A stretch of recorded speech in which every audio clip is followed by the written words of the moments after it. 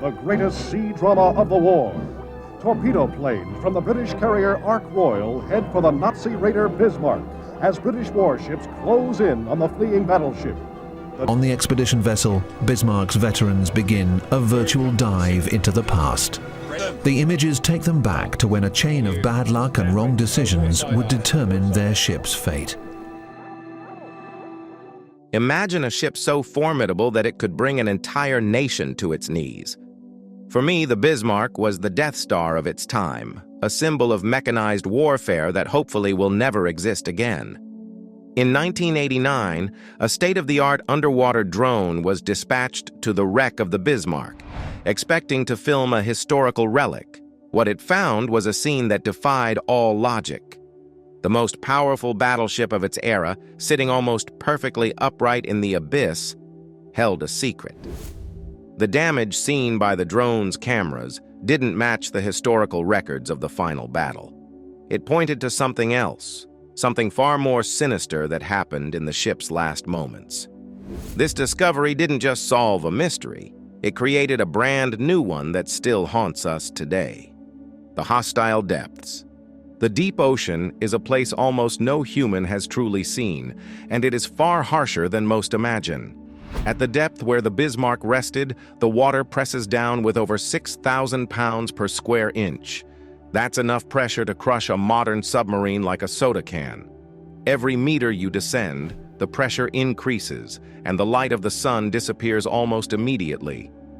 The ocean at this level is a frozen black desert, silent, cold, and hostile.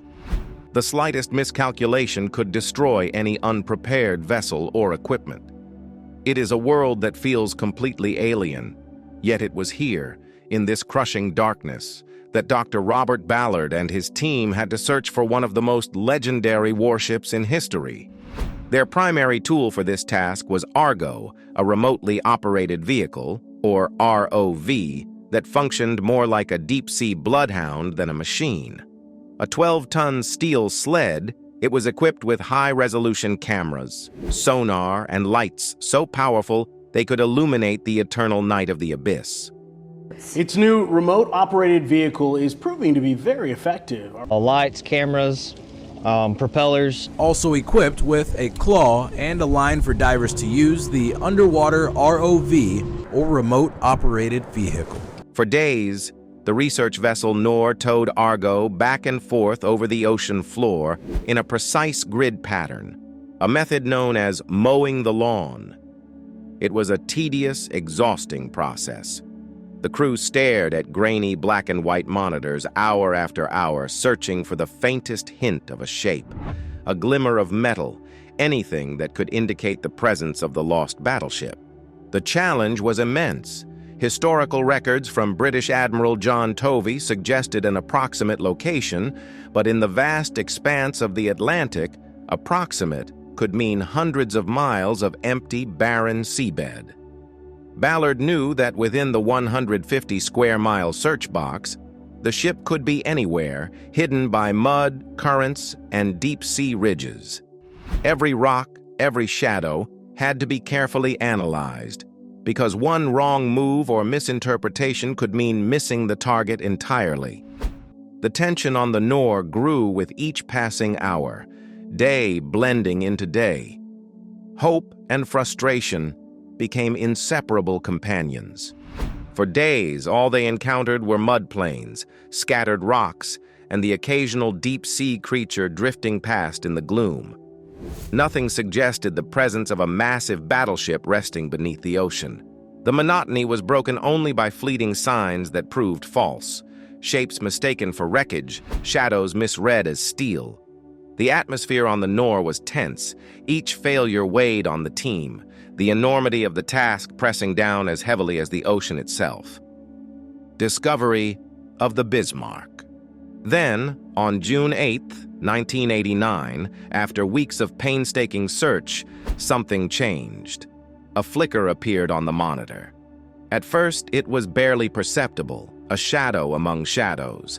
But as Argo drew closer, the shapes became unmistakable. twisted, massive slabs of steel scattered across the seabed, debris that could only have come from a massive warship. For the first time, the team realized they had located the Bismarck. The control room erupted in quiet shock. It wasn't just that the ship had been found, it was the scale and unexpected state of preservation that stunned everyone. As Argo approached the main wreck, the full view came into focus. The Bismarck was sitting upright on the slope of an extinct underwater volcano, almost as if it had been carefully placed there. This was no scattered heap of wreckage. The 820-foot-long hull was largely intact. Its structural integrity was astonishing. The ship had slid over a mile down the volcanic slope after hitting the ocean floor. Yet it remained almost whole.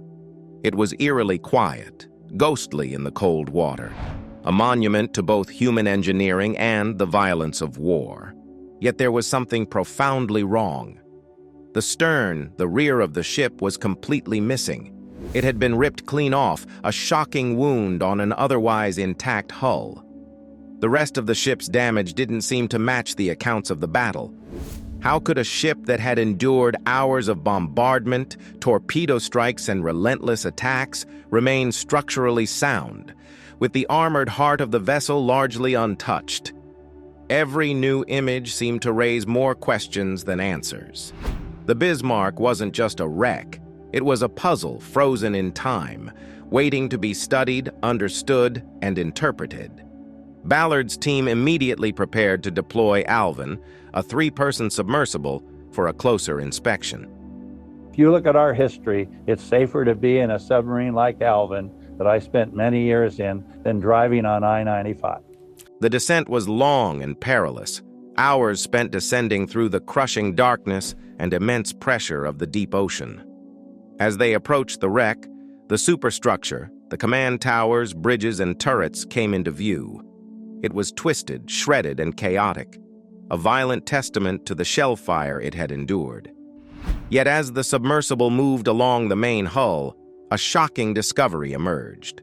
The thickest part of the armor, nearly 13 inches of steel designed to withstand any shell, remained almost untouched. Above the waterline, only 8 major holes were visible. Below, there was no catastrophic damage, no gaping torpedo holes. The armored heart of the Bismarck had survived even the most relentless assault. The implications were staggering. How could a ship that faced one of the most intense naval attacks in history sit almost pristine on the seabed? The answer wasn't immediately clear.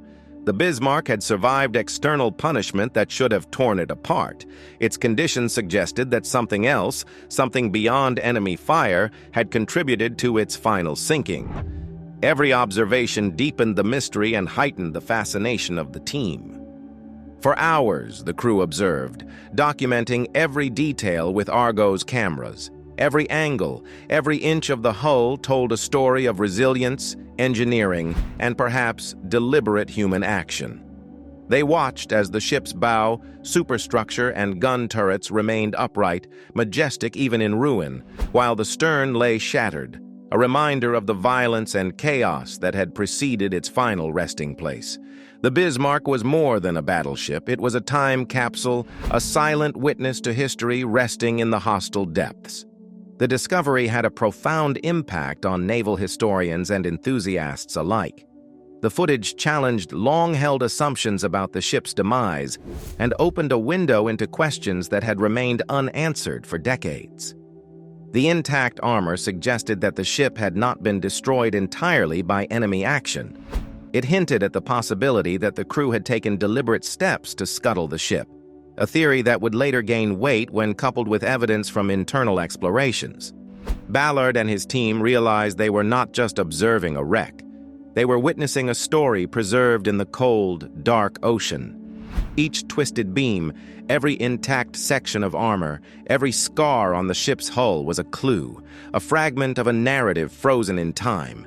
The Bismarck's final secret lay there, in the abyss, waiting to be understood. Even decades later, the images from Argo continue to fascinate.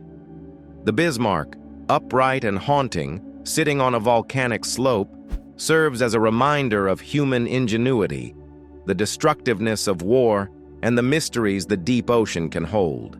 It is not merely a wreck. It is a monument to history, a frozen testament to bravery, technology, and the choices of men long gone. The discovery of the Bismarck in 1989 was not just the end of a search. It was the beginning of a deeper investigation. The hostile depths had revealed a secret, and the world was now left to piece together the story of how one of the most feared warships in history met its fate. In the darkness of the Atlantic, the Bismarck still commands attention, challenging historians, explorers, and all who look upon it to understand its final moments and the human decisions that shaped them. The final act. The German battleship Bismarck was a formidable force on the seas. Commissioned in August 1940, it was the largest and most powerful warship afloat at the time, surpassing anything in the Royal Navy. With a displacement of over 50,000 tons and armed with 8 15-inch guns, the Bismarck was a floating fortress, a lethal combination of engineering brilliance and sheer firepower. Its presence alone changed naval strategy, forcing the Allies to rethink how to protect the vital supply convoys crossing the Atlantic from the United States to Britain. In May 1941, the Bismarck embarked on its first and only mission, Operation Rheinübung. The goal was clear and uncompromising: destroy the convoys that kept Britain supplied, and with them, its capacity to fight the war. The Bismarck moved like a nightmare across the Atlantic. It was not just a ship, it was a statement of dominance, a demonstration of Germany's naval might. The nightmare became real on May 24, 1941. The Bismarck, accompanied by the heavy cruiser Prince Eugen, encountered two of Britain's most powerful ships, the battlecruiser HMS Hood and the new battleship HMS Prince of Wales. With HMS Prince of Wales, the flagship of a 13-nation carrier strike group. The ensuing battle lasted only minutes but would go down in history. A salvo from the Bismarck struck the Hood, detonating its rear ammunition magazines. In an instant, the Hood exploded, breaking in two and sinking in less than 3 minutes. Of the 1,418 men on board, only 3 survived. The loss stunned the world. The Bismarck had made its terrifying mark. The British response was swift and unrelenting. Prime Minister Winston Churchill gave a single, chilling order: sink the Bismarck. Every available ship in the Royal Navy was diverted to hunt down the German battleship. But the Bismarck had already been hit. A shell from the Prince of Wales had damaged a forward fuel tank, causing it to leak oil and slowing the ship. Admiral Gunther Lütjens, commanding the Bismarck, faced a critical choice. He decided to head for the safety of occupied France, hoping to reach a port where repairs could be made and the ship could fight again. For 24 tense hours, the Bismarck evaded its pursuers, disappearing into the vast Atlantic. Few knew how close it came to escaping. A single reconnaissance plane changed its fate. On May 26th, a Catalina flying boat spotted the oil slick trailing the Bismarck, revealing its position. The British had their chance. From the aircraft carrier HMS Ark Royal, a squadron of swordfish biplanes, slow, fragile, and obsolete, was launched to attack. These planes, nicknamed string bags because of their vulnerability, carried torpedoes on a mission that seemed almost suicidal. In stormy weather and low visibility, the swordfish pilots pressed their attack. One torpedo struck the stern of the Bismarck, jamming its rudders. The mighty ship, once the terror of the Atlantic, was now trapped, circling helplessly. The British fleet closed in for the final encounter. On the morning of May 27th, the battleships HMS Rodney and King George V opened fire. For nearly 2 hours, the Bismarck endured an unrelenting barrage. Its upper decks were engulfed in flames, the superstructure crumpled under shellfire, and chaos reigned on board. Yet even under this relentless attack, the Bismarck refused to sink on its own. Its flags still flew. Its hull remained largely buoyant. How could a ship, reduced to a floating inferno, still resist the ocean's pull. This is where modern evidence adds a surprising twist. Drone and ROV footage from James Cameron's 2002 expedition revealed that the Bismarck's main armor belt, the thick steel that should have been the first to fail, was mostly intact. Cameron's submersibles recorded the internal decks collapsed by 10 to 13 feet, showing that the ship had been flooded from the inside. The crew had deliberately scuttled the ship to prevent it from falling into British hands. Engineers opened watertight doors and set demolition charges with timed fuses in the engine rooms. The final plunge to the seafloor was not caused solely by enemy fire, but by a methodical internal flood. This two-act tragedy reveals the dual nature of the Bismarck's sinking. Act 1 belonged to the British. The relentless pursuit, precise gunnery, and the disabling torpedo that left the ship circling helplessly. Act 2 was the crew's desperate final act of defiance, reclaiming control in the last moments of the ship's life. The Bismarck was beaten, but the crew ensured that it would not become a British trophy. The Bismarck's last stand. The human element of this story cannot be overstated. Over 2,000 men were aboard the ship. Every action, from opening a hatch to setting charges, was a decision between survival and duty. Cameron's drones captured haunting images. Personal effects still scattered in crew quarters, flooded corridors, and engine rooms crushed under the weight of water. The Bismarck was no longer just steel and guns. It was a tomb, a reminder of courage, fear, and the harsh reality of war. Even today, the wreck lies upright in the Atlantic, 3 miles below the surface, a silent witness to the events that unfolded above. It is both a testament to the engineering of its time and a memorial to the human choices made aboard. The sinking of the Bismarck shows that history is rarely simple. The truth often lies beneath the surface, visible only to those willing to search for it. The British attacks had rendered the ship powerless, but it was the crew's final act that completed its journey to the ocean floor. Without the scuttling, the Bismarck might have floated longer as a burning, helpless wreck, but it was already doomed. The scuttling allowed the crew to reclaim some control, a final stand in the face of inevitable destruction. Lying silently 3 miles beneath the surface of the Atlantic, the Bismarck is a haunting monument to war, courage, and the decisions that shape history. Its wreck challenges us to look closer, to question what really happened, and to remember that sometimes the full truth is hidden in places most people will never see. The story of the Bismarck is not just about guns, armor, and explosions. It is about human pride. 150 years ago this week, the city of Bismarck got its name. But have you ever heard the story behind how it happened? Desperation, and the choices people make when facing almost certain death. Every twist of steel, every crushed corridor, every scattered personal belonging in the wreck tells a story of the lives on board, of decisions made in the final desperate moments.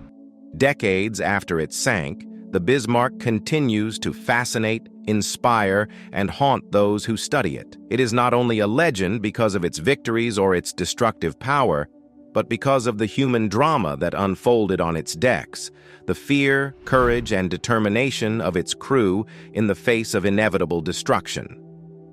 Modern explorations with submersibles and ROVs have uncovered details that were unimaginable just a few decades ago. The almost intact armor, the internal collapse of decks, the evidence of deliberate scuttling. Each discovery has added another layer to the story, proving that the end of the Bismarck was a combination of overwhelming enemy force and the crew's final act of defiance. The ship's story also serves as a powerful reminder that history is often more complicated than it seems. What might appear as a simple naval defeat was actually a combination of strategy, technology, and human choice. The Bismarck forces us to rethink the narratives we accept and to appreciate the deeper truths behind historical events. It shows that even the most advanced and feared machines of war are ultimately human creations, and they can only function and survive under the guidance of people. And here's a little-known fact. The Bismarck was named after Otto von Bismarck, the first Chancellor of Germany. It is one of the very few warships in history to be named after a political leader rather than a place or royal figure. The ship itself became a symbol of German pride and engineering achievement, and even in its sinking, it carried with it the story of national ambition, human courage, and the ultimate limits of technology. The legacy of the Bismarck lives on far beyond history books. It continues to capture the imagination of naval enthusiasts, historians, and explorers alike. Its story reminds us of the risks and sacrifices of those who serve at sea, the careful strategy needed to command such a vessel, and the harsh reality that even the most powerful machines can be humbled by nature and human choice. Lying silently in the cold, dark Atlantic, the wreck continues to teach, to warn, and to inspire. The Bismarck is more than steel and guns. It's a story frozen in time, a tomb, a testament, and a mystery all at once. Its legend endures because it's not only about firepower, but about human courage, pride, and the desperate choices made in the face of the inevitable. Every dive and every drone exploration adds another piece to the puzzle, revealing what really happened in those final hours. Even decades later, the ship's story fascinates because it blends engineering brilliance with human drama. Over 2,000 men were on board, each making life-or-death decisions in moments of chaos and fear. The choices they made, whether to fight, flee, or scuttle their own ship, shaped history in ways no one could have predicted. Modern expeditions confirm that the Bismarck's final plunge was not only caused by enemy fire, but also by the crew's own defiant decision to sink their ship. It's a reminder that victory and loss often intertwine and that courage can exist even in defeat. The Bismarck teaches us that history is never simple. It's a blend of strategy, technology, and human emotion. Its story challenges us to look deeper, to question what we're told, and to remember that truth often lies beneath the surface, waiting for those brave enough to uncover it. In the end, the Bismarck is remembered not just for the battles it fought, but for the mystery and the human decisions that defined its final moments. It remains a legend resting 3 miles below the waves, reminding us that even the greatest machines are bound to the people who command them, and that sometimes the bravest actions happen when all seems lost.